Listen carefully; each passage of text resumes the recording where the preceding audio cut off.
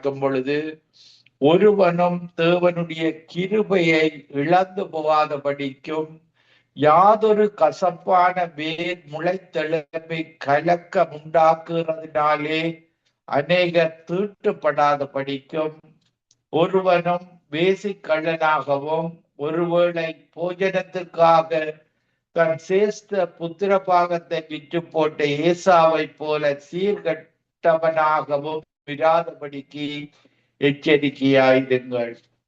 ஏனென்றால் பிற்பாடு அவன் ஆசீர்வாதத்தை சுதந்திரித்துக் கொள்ள விரும்பியும் ஆகாதவன் என்று தள்ளப்பட்டதை அறிவீர்கள்.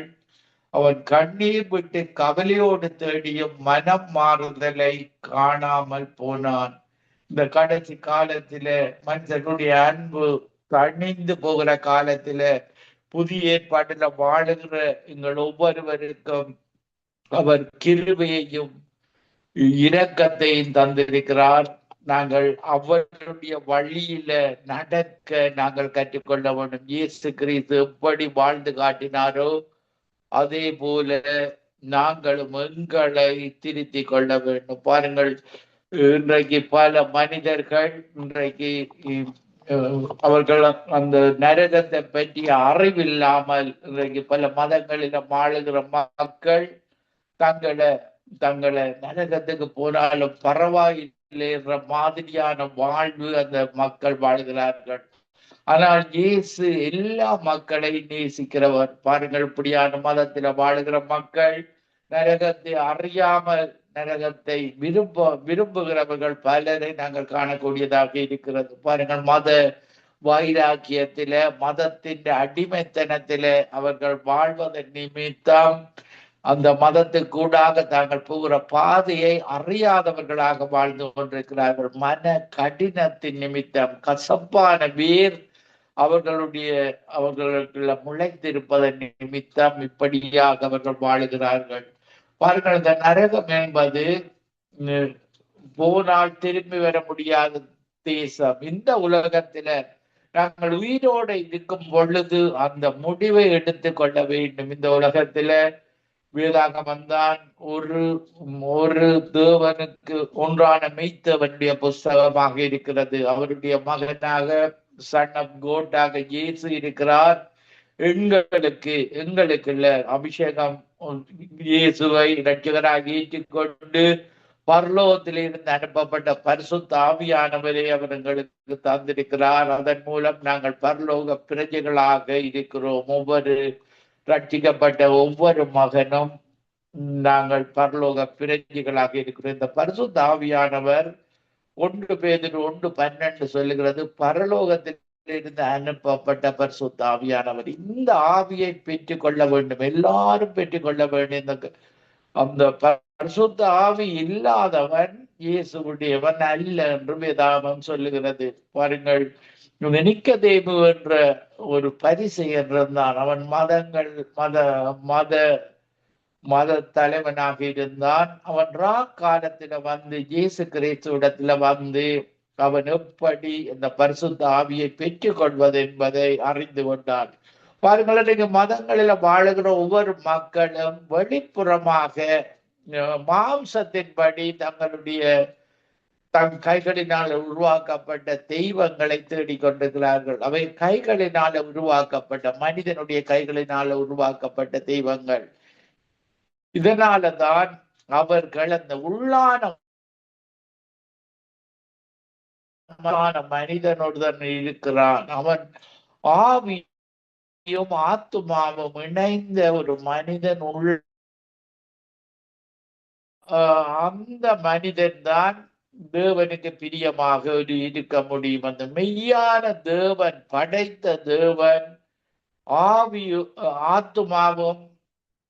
ஆவியும் இணைந்து வாழுகிறவனாக, இந்த ஆவியானது தேவன் தந்த தீபமாக இருக்கிறது. எல்லா ஆத்துமாக்களும் அந்த ஒன்றான மெய்த்தேவன் உங்களுக்கு தந்தது.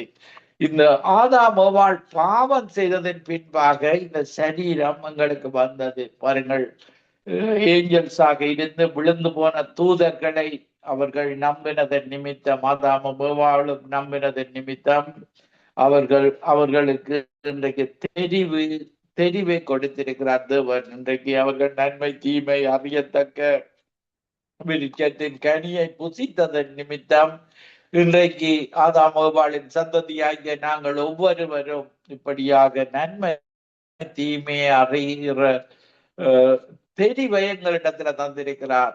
இந்த நன்மை இயேசுவை தெரிந்து கொள்வது, நன்மை அந்த ஒன்றான மெய்த்தேவனை அறிந்து கொள்வது, நன்மை பரிசுத்த ஆவியானவரை பெற்றுக் கொள்வது, இப்படியாக பரலோக இம்மைக்கு பின்பு மறுமையில நமது குடியிருப்போ பரலோகத்தில் இருக்கிறது. அந்த பரலோகத்தில் இருந்த இயேசு ரட்சகர் வரப்போகிறார்.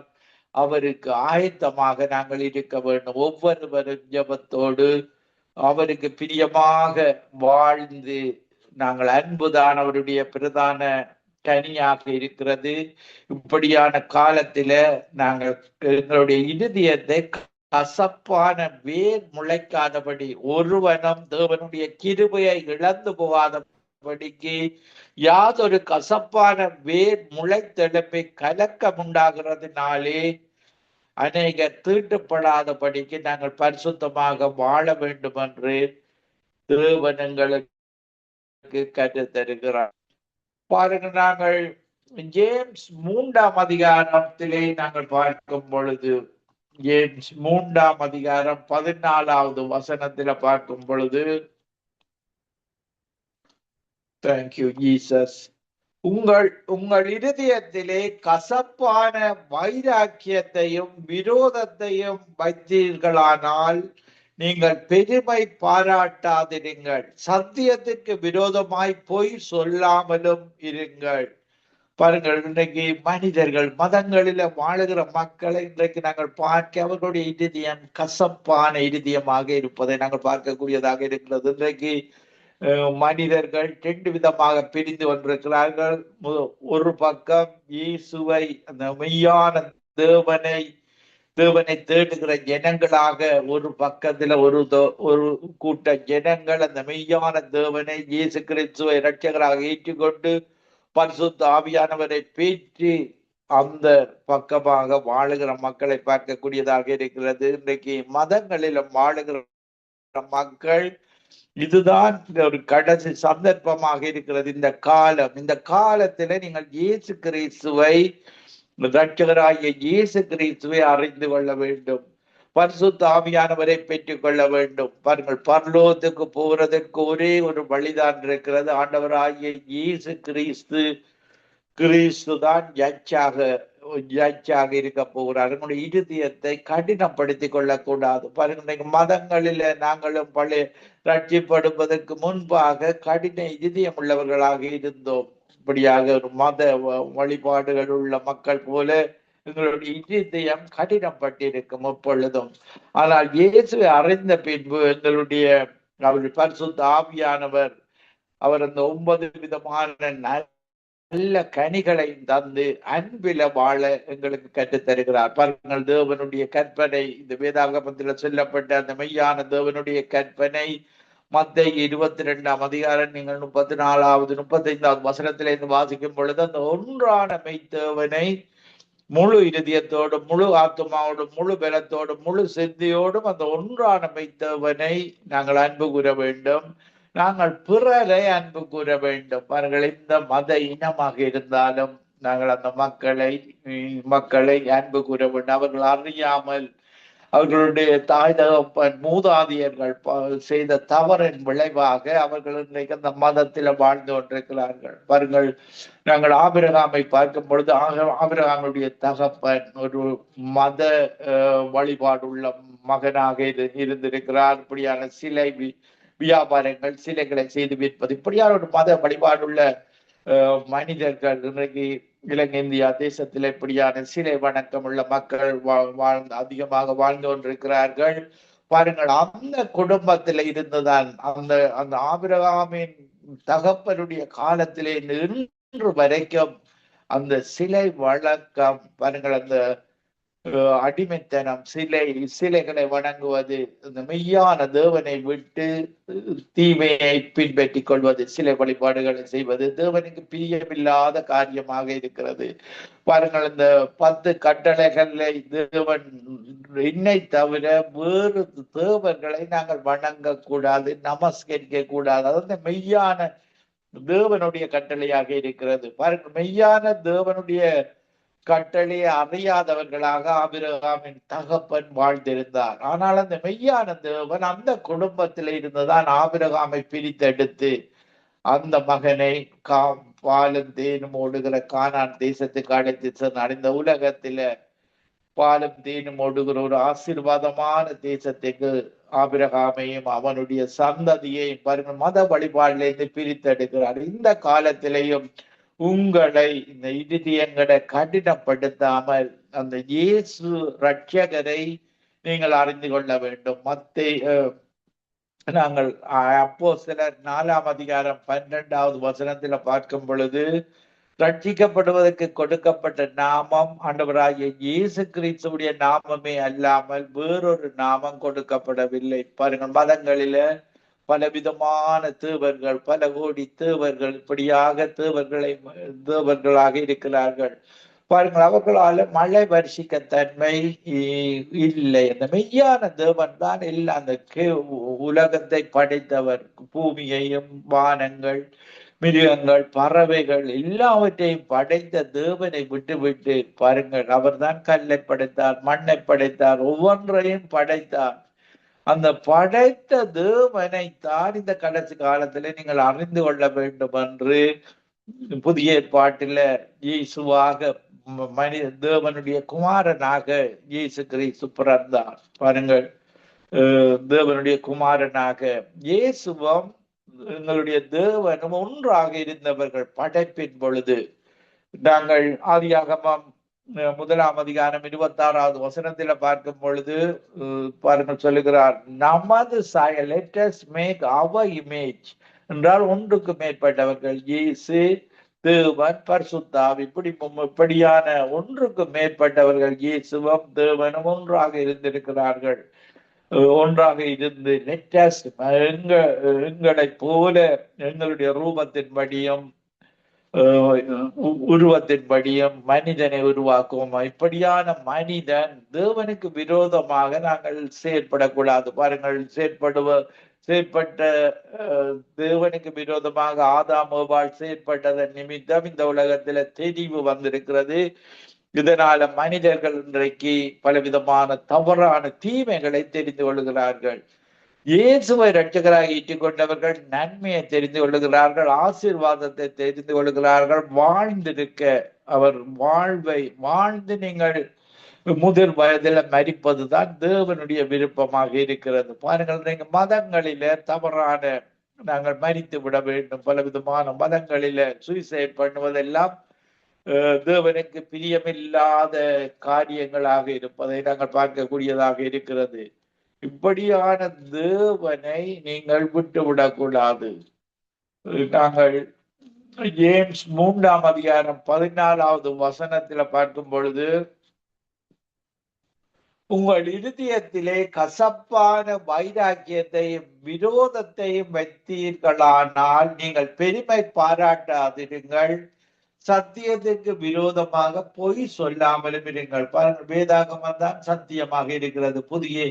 பழைய ஏற்பாடு புதிய ஏற்பாடாக இருக்கிறது. பாருங்கள், ஆதாம் ஏவாளின் சந்ததியில இருந்து தொடங்கி ஆபிரகாமை தேவன் தன்னுடைய கிறிஸ்தவ சந்ததியாக, தேவனுடைய சந்ததியாக தேவன் தெரிந்தெடுக்கிறார் ஆபிரகாமின் சந்ததியை. ஆபிரகாமுக்கு முன்பாக அவனுடைய தகப்பனுடைய சந்ததி இப்படியான விக்கிர ஆராதனை உள்ள ஒரு சந்ததியாக இருந்தது. அவர்கள் மெய்யான தேவனை அறியாமல் வாழ்ந்தார்கள். ஆனால் ஆபிரகாமை தேவன் பிரித்தெடுத்து இன்றைக்கு ஆபிரகாம், ஈசாக், யாக்கோபு கூடாக நாங்கள் இஸ்ரவேல் ஜனங்கள் வருகிறார்கள். இப்படியாக ஆபிரகாம், ஈசாக், யாக்கோபு, தாவீதுடைய குமாரனாக மாம்சத்துல இயேசு பிறக்கிறார்.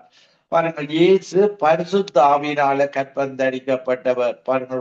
பரலோ வானத்தில் இருந்து இறங்கிய அப்பம் அவர்தான்.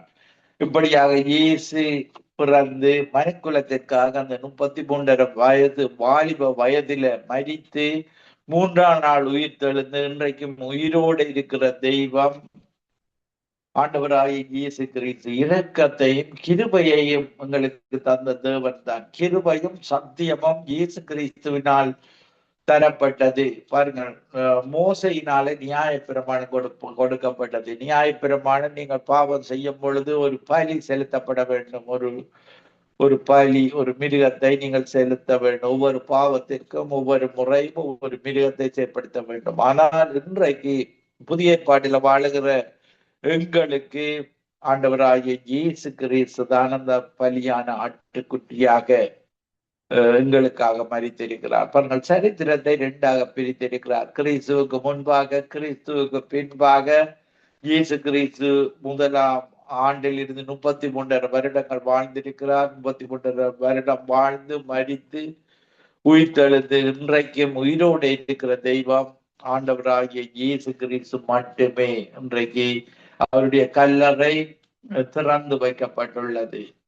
பாருங்கள், எல்லா மனிதர்களும் என்ன போராட்டத்தில போராடின எல்லா மனிதர்களும் மடித்து மண்ணோடு மண்ணாக போய்விட்டார்கள். ஆனால் ஆண்டவராய் இயேசு கிறிஸ்து உயிரோடு இருக்கிற தெய்வம். ஆண்டவராய் இயேசு கிறிஸ்து இன்றைக்கும் சரீரத்தோட உயிரோடு அவர் சாட்சி கொடுப்பதை நாங்கள் பார்க்க கூடியதாக இருக்கிறது. நாங்கள் யாக்கோபு 3ஆம் அதிகாரம் 15வது வசனத்திலேயும் இப்படிப்பட்ட ஞானம் பலத்திலிருந்து இறங்கி வருகிற ஞானமாயிராமல் லௌதீக சம்பந்தமானது ஜென்ம பாவத்துக்குரியதும் பேய்த்தனத்துக்கு அடுத்ததுமாயிருக்கிறது. இன்றைக்கு ஆதாம் ஏவாளின் விழுந்து போனதன் நிமித்தம் அவர்களுடைய சரீரத்தோடு இன்றைக்கு பிறந்திருக்கிறார்கள். அந்த சரீரத்தோடு தான் நாங்களும் பிறக்கிறோம். இதை ஜென்ம சரீரம் என்று சொல்லப்படுகிறது. பாவ சரீரம். பாவத்துக்கு பின்பாக இந்த சரீரம் வந்தது. இந்த பாவ சரீரத்துடைய ஒவ்வொரு மனிதனும் பாவம் செய்கிறவனாக இருக்கிறான். கண்களின் நிச்சயால, மாம்சத்தின் நிச்சயால, ஜீவனத்தின் பெருமையாலே அவன் பாவம் செய்கிறான். இப்படியான பாவம் மனுஷனுடைய சரீரத்துக்கு பாவம் இல்லாத ஒரு சரீரமாக இயேசு வந்து அந்த சிலுவையில இரத்தத்தை சிந்தி அந்த சரீரத்தை மரணத்தில் ஊற்றினார் எங்களுக்காக. பாருங்கள், இந்த சரீரத்தில வைராக்கியமும் விரோதமும் எங்கே உண்டோ அங்கே கலகமும் சகல துர்ச்செயல்களும் உண்டு. இந்த மதங்களில் வாழுகிறவர்கள், இயேசு கிறிஸ்து அறியாதவர்கள், நாங்கள் அறியாத காலத்திலே இப்படித்தான் வைராக்கியத்தோடு விரோதத்தோடு இருந்தோம். அங்கே கலகமும் துர்ச்செயல்களும் இருந்ததை நாங்கள் பார்த்தோம். பாருங்கள், இப்படியாக இயேசு எங்களை அன்பை தந்து, சமாதானத்தை தந்து, சந்தோஷம், விசுவாசம், நற்குணம், நீடிய பொறுமை ஆகிய கனிகளை தந்து, வரங்களை தந்து அவருடைய பரலோக ராஜ்யத்துக்கு எங்களை அழைத்திருக்கிறார். பாருங்கள், ஜேம்ஸ் 3ஆம் அதிகாரம் 17வது வசனத்திலே பரத்தில் இருந்து வருகிற ஞானமோ முதலாவது சுத்தமுள்ளதாயும், பரலோகத்தில் இருந்து அந்த மெய்யான தேவன் இருக்கிற ஞானம் சுத்தமுள்ளது, சமாதானமும் சாந்தமும் இணக்கமுள்ளதாயும், இரக்கத்தாலும் நற்கனிகளினாலும் நிறைந்ததாயும், பட்சபாதம் இல்லாததாயும், மாயமற்றதுமாய் இருக்கிறது. பாருங்கள், இன்றைக்கு மனிதர்கள் உதட்டிலே ஒன்றை பேசுவார்கள், உள்ளத்தில வேறு காரியங்களை வைத்திருப்பார்கள். இருதயத்திலே இருப்பதை அப்படியே பேச கற்றுக்கொள்ள வேண்டும். அதுதான் கிறிஸ்தவர்கள் செய்வது. பாருங்கள், இன்றைக்கு உலக மக்கள் எங்களுக்கு கனிகளை தேவன் தந்திருக்கிறார். மனிதன் கொடுக்கிற கனிகள் அன்புதான் பிரதானமான கனியாக இருக்கிறது. இப்படியாக இயேசுவனுடைய அத்தனை நல்ல குணங்களை எங்களுக்கு தந்திருக்கிறார். அதோடு நாங்கள் மனிதர்களை பட்சபாதம் இல்லாமல் நேசிக்க வேண்டும், யாராக இருந்தாலும். பாருங்கள், இயேசு, மார்த்தாள், மரியாள், லாசரஸ் 3 பேரையும் ஒரே மாதிரியாக நேசித்தார். பாருங்கள், இப்படியார் ஒரு மனதுருக்கம் உள்ளவர், இரக்கம் உள்ளவர். அந்த மனதுருக்கத்தை இன்றைக்கு எங்களுக்கும் தந்திருக்கிறார். கிறிஸ்துவின் அவருடைய ஆவியை தந்து எங்களுக்கு அந்த மன உருக்கத்தை தந்திருக்கிறார். யாக்கோபு 3ஆம் அதிகாரம் 18வது வசனத்திலேயும் நீதியாகிய கனியானது சமாதானத்தை நடப்பிக்கிறவர்களாலே சமாதானத்திலே விதைக்கப்படுகிறது. பாருங்கள், இயேசு எங்களுக்கு சமாதானத்தை தந்து விட்டு போயிருக்கிறார். யோவான் 14 வசனத்திலே, இதோ சமாதானத்தை உங்களுக்கு வைத்து விட்டு போகிறேன், என்னுடைய சமாதானத்தையே உங்களுக்கு தருகிறேன். பாருங்கள், இயேசு இந்த உலகத்தில் ஒரு ஓநாய்கள் வாழுகிற இன்றைக்கு அவரை கொலை செய்ய பலவிதமான அந்த அரசாங்கம், அந்த மக்கள், அந்த ஊழியம் செய்த பரிசெயர் சதுசேயர் கூட அந்த இயேசுவுக்கு விரோதமாகத்தான் செயற்பட்டார்கள். பாருங்கள், அவர் ஒரு ஆட்டுக்குட்டியாக ஓநாய்களுக்குள்ள வாழ்ந்து தன்னுயிரை கொடுத்து எங்களை காப்பாற்றினார்.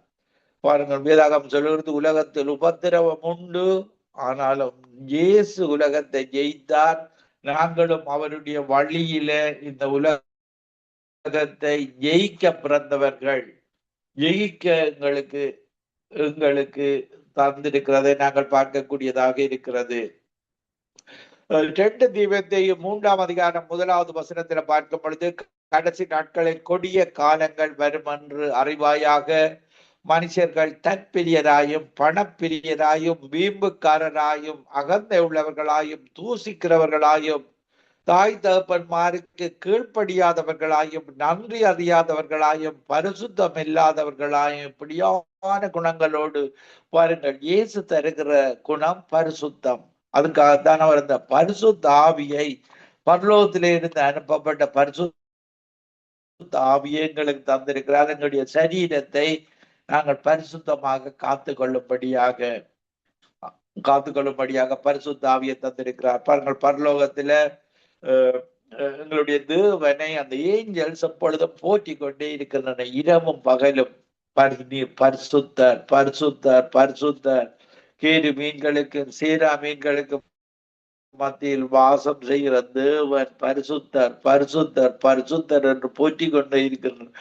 நாங்களும் இந்த உலகத்திலே இருந்து அவரை போற்றி கொண்டே இருக்க வேண்டும். இப்படி அவர் விரும்புகிறார். இந்த கடைசி காலத்தில் அன்பு குறைந்து போகிற காலமாக இருந்தாலும் நாங்கள் அவருடைய அன்பில நடக்க வேண்டும் என்று எங்களுக்கு கற்றுத் தருகிறார். பாருங்கள், சுபாவ அன்பில்லாதவர்களாக, இணங்காதவர்களாக, இச்சையடக்கம் இல்லாதவர்களாக, கொடுமை உள்ளவர்களாக, நல்லோரை பகைக்கிறவர்களாக, இன்றைக்கு பாருங்கள், இலங்கை தேசத்தில இப்படியான போதை வஸ்துகள் பாவிப்பது, இப்படியான தீமைகளை விரும்புகிற மக்கள் இன்றைக்கு பல தேசங்களில பெருகி இருக்கிறார்கள். தீமையை நன்மை என்று அவர்கள் நினைக்கிறார்கள். இந்த தீமைகள் மூலமாக அது தீமைகள் ஒரு பொழுது நன்மையாக வர முடியாது. இயேசுதான் அந்த நன்மையை தருகிற தேவன், பரலோக பாக்கியத்தை தருகிற தேவன். அவர்தான் இந்த ரட்சிப்பதற்கு மனுக்குலத்திற்காக தன்னுடைய உயிரை கொடுத்து எங்களை மீட்டு கொண்ட தேவன்.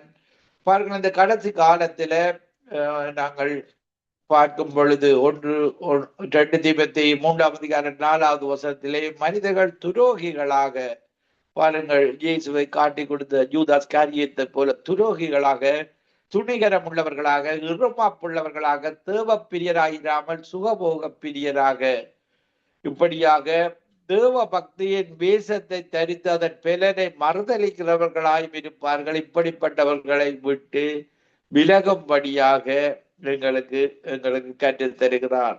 பாருங்கள், இந்த சவுல் பாருங்கள் பவுலாக மாறுகிறான். அவன் சவுலாக இருக்கும் பொழுது பாருங்கள், கிறிஸ்தவர்களுக்கு விரோதமாக அவன் துன்பம் செய்கிறவனாக வாழ்ந்தான். இயேசு இடப்பட்ட பொழுது அவனுடைய இதயம் சதியான இதயமாக மாறுகிறது. பாருங்கள், அவன் கிறிஸ்தவர்களை துன்பப்படுத்துகிறவனாக இருந்து இயேசுடைய ஒளி அவனிடத்துல வந்த பொழுது அவனுடைய இருள் அகன்று போகிறது, அவனுடைய கடின இதயம் அகன்று போகிறது. அவன் தேவனுக்கு பிரியமான மகனாக, பாருங்கள், இப்படியாக அவன் வாழ்ந்து அந்த பரலோக பாக்கியத்தை பெற்றுக் கொண்டதை நாங்கள் பார்க்கக்கூடியதாக உயர்ந்த நிலையில எவ்வளவு தூரம் தேவனை அவ்வளவுக்கு எதிர்மாறாக இயேசுவுக்காக தன்னுடைய உயிரை கொடுக்க எத்தனையோ துன்பங்களுக்கு ஊடாக, எத்தனையோ சவுக்கடிகள், இப்படியான துன்பங்களுக்கு ஊடாக அவன் வாழ்ந்து தேவனுக்கு பிரியமாக நடந்து வாழ்ந்து மரித்ததை நாங்கள் பார்க்கக்கூடியதாக இருக்கிறது.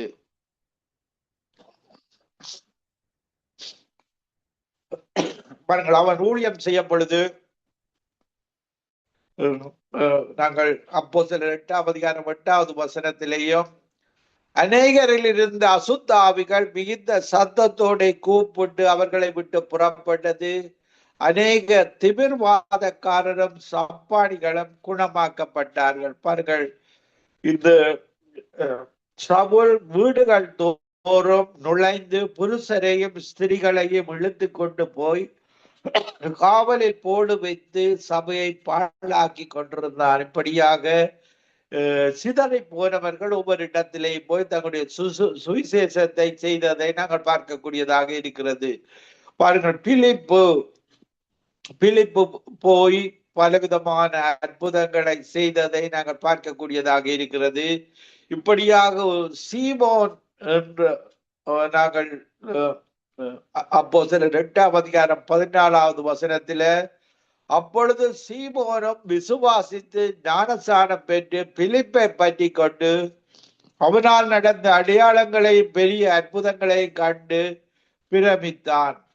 சமாரியர் தேவ வசனத்தை ஏற்று கொண்டதை எருசலேமில் உள்ள அப்போஸ்தலர் கேள்விப்பட்டு பேதுருவை யோவானையும் அவரிடத்தில் அனுப்பினார்கள். இப்படியாக அவர்கள் முழுக்கு ஞானத்தை பெற்றிருந்ததை நிமித்தம் பாருங்கள், அவர்கள் வந்து அந்த பரிசுத்த ஆவியை பெற்று கொள்ள உதவி செய்ததை நாங்கள் பார்க்கக்கூடியதாக இருக்கிறது.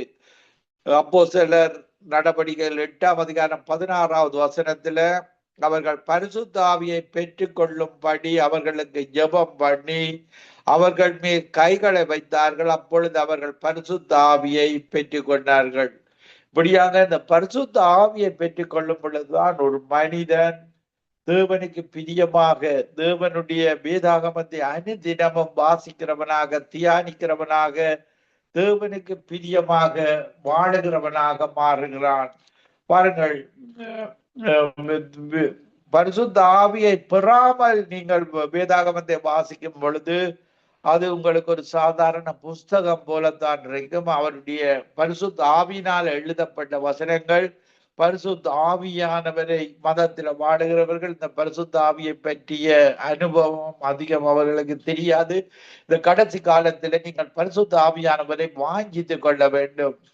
இயேசு மரித்து உயிர்த்தெழுந்து 50வது நாளில முதலாக அப்போஸ்தலர்களுக்கு பரலோகத்திலே இருந்து அனுப்பப்பட்ட வாக்குத்தத்தமான பரிசுத்த ஆவியை தேவன் அனுப்பி அவர்களை நிரப்பினார். இன்றைக்கு இயேசு கிறிஸ்துவை இரட்சகராக ஏற்றுக்கொள்கிற ஒவ்வொருவருக்கும் தேவன் அந்த பரிசுத்த ஆவியை கொடுக்கிறார். அந்த பரிசுத்த ஆவியானவர் தான் எங்களுக்கு பரலோகத்துக்கு போகிற ஒரு வீசாவாக அந்த பரிசுத்த ஆவியை நீங்கள் பெற்றுக்கொள்ளவன். ஒரு நாட்டுக்கு போக ஒரு விசா எடுப்பது போல இந்த பரிசுத்த ஆவி பரலோகத்திலிருந்து அனுப்பப்பட்ட ஆவியை நாங்கள் பெற்றுக்கொள்ளும் பொழுது நாங்கள் பரலோக பிரஜைகளாக மாறுகிறோம். எங்களுடைய குடியிருப்போ பரலோகத்தில் இருக்கிறது. பாருங்கள், இயேசு ஜெபம் பண்ண கற்றுத்தந்தது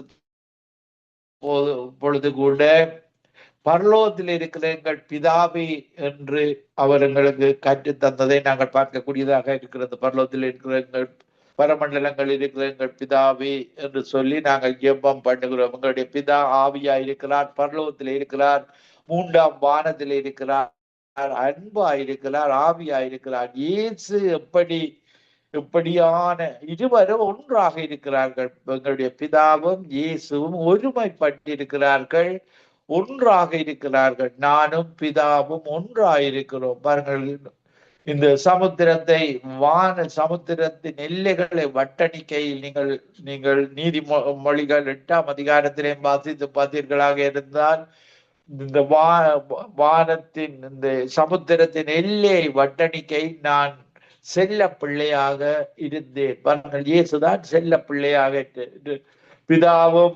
பிதாவோடு இயேசுவும் ஒன்றாக இருந்திருக்கிறார்கள். இயேசு மனுரூபம் 100% மனுஷ ரூபத்துல வந்து மரித்து அந்த 33 வயதுல மரித்து உயிர் தந்து இன்றைக்கு பிதாவின் வலது பார்சத்துல வீட்டிலிருந்து எங்களுக்காக பரிந்து பேசிக் கொண்டிருக்கிறார்.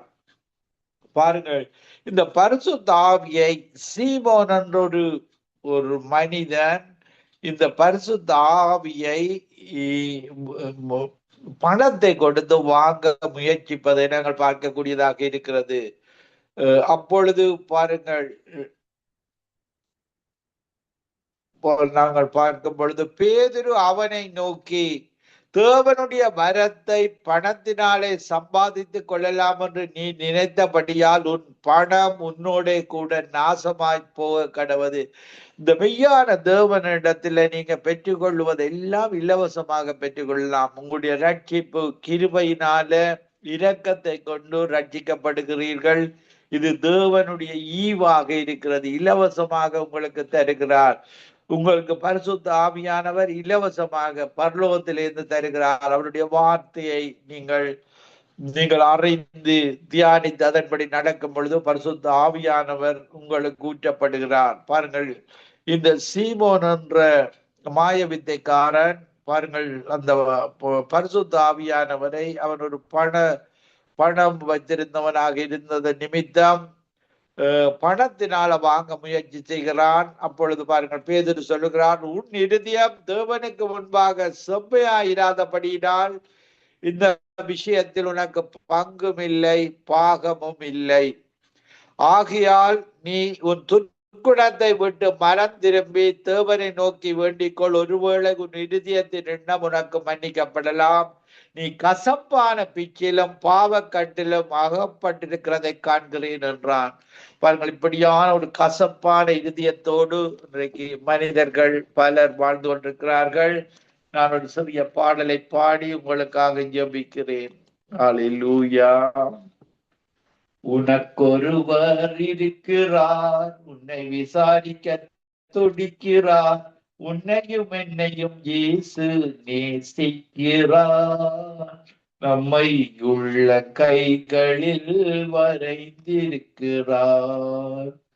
உனக்கொருவர் இருக்கிறார், உன்னை விசாரிக்க துடிக்கிறார், உன்னையும் என்னையும் இயேசு நேசிக்கிறார், நம்மை உள்ள கைகளில் வரைந்திருக்கிறார். Thank you, Jesus. Thank you, Jesus. Thank you, Jesus. கஷ்டப்படும் போது நமக்கு உதவுவார் இல்லை, கடன்பட்ட போது அதை தீர்ப்பவர் இல்லை. இஷ்டப்பட்ட தெய்வத்தை எல்லாம் கும்பிட்டு பார்த்தாச்சு, நம்ம கஷ்டங்களை தீர்க்க அவை முன்வரவில்லை. உலகத்தில் தெய்வங்கள் உண்டென்று சொல்வதெல்லாம் சும்மாங்க, இயேசு கிறிஸ்து ஒருவரே மெய்யான தெய்வமுங்க.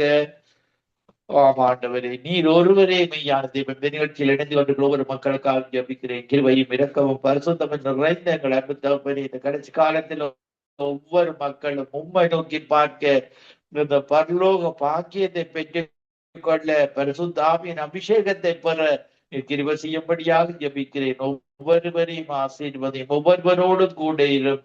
துதி கன மகிமை ஒன்றான மித்தவனாய் உமக்கை செலுத்தி ஆண்டவரின் இரட்சகருமாகிய இயேசு கிறிஸ்துவின் நாமத்தில் ஒருவரையும் ஆசீர்வதித்து ஜெபிக்கிறேன். எங்களை இப்பொழுது நேசிக்கிற நல்ல பிதாவே, ஆமேன், ஆமேன், ஆமேன், ஆமேன், ஆமேன்.